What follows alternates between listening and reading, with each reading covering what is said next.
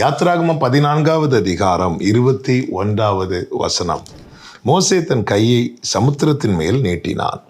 அப்பொழுது கர்த்தர் முழுவதும் பலத்த கீழ்காற்றினால் சமுத்திரம் ஒதுங்கும்படி செய்து அதை வறண்டு போக பண்ணினார்.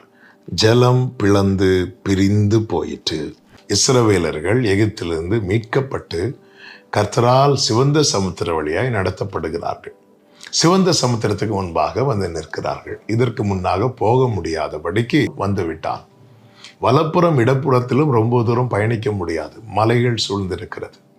என்ன செய்வதென்று தெரியவில்லை. இந்த நேரத்தில் தான் கர்த்தர் என்ன செய்கிறார் என்றால், தம்முடைய வல்லமையினால் ஒரு காற்றை அனுப்பி அந்த சமுத்திரத்தை பிளந்து போக பண்ணுகிறார். அதாவது இஸ்ரவேலர்கள் நடக்கும்படியான பாதை அங்கு உண்டு பண்ணப்படுகிறது. இது எப்பொழுது நடக்கிறது என்று பார்த்தால், பார்வோன் சேனை வந்த பிறகு. ஏன் அப்படி கர்த்தர் செய்கிறார் என்றால், ரட்சிக்கப்பட்ட ஜனங்கள் இப்பொழுது அடைக்கப்பட்டிருக்கிறாங்க. வனாந்திரம் அவர்களை அடைத்து போட்டது. அவர்கள் திகைத்து திரிகிறார்கள். இனி அவர்களுக்கு வாழ்வு இல்லை, இனி அவர்களுக்கு எதுவுமே கிடையாது, எல்லாமே அவர்கள் கைவிட்டு போய்விட்டது, அவர்களை நாம் எளிதில் அகப்படுத்தி கொள்ளலாம் என்று அவன் எண்ணி அவன் புறப்பட்டு வருகிறான். அவன் வருகிறது வரைக்கும் கர்த்தர் வெயிட் பண்ணுகிறார். சில சூழ்நிலைகள் சில கண்கள் காணும் வரைக்கும், சிலர் அறிந்து கொள்ளும் வரைக்கும் கர்த்தர் வெயிட் பண்ணிட்டே இருக்கிறார்.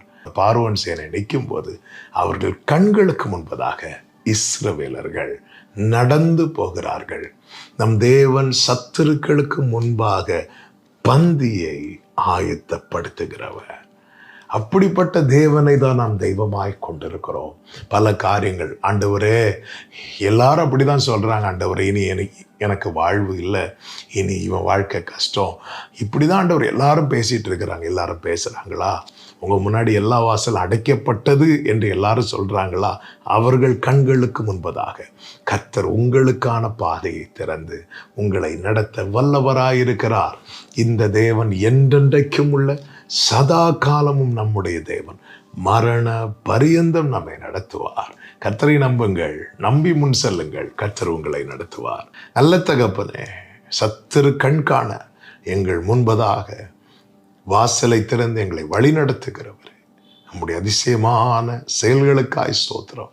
கர்த்தர் உங்களை ஆசீர்வதித்து இந்த நாளை ஆசீர்வாதமாய் மாற்றி தருவாராக. ஆமென்.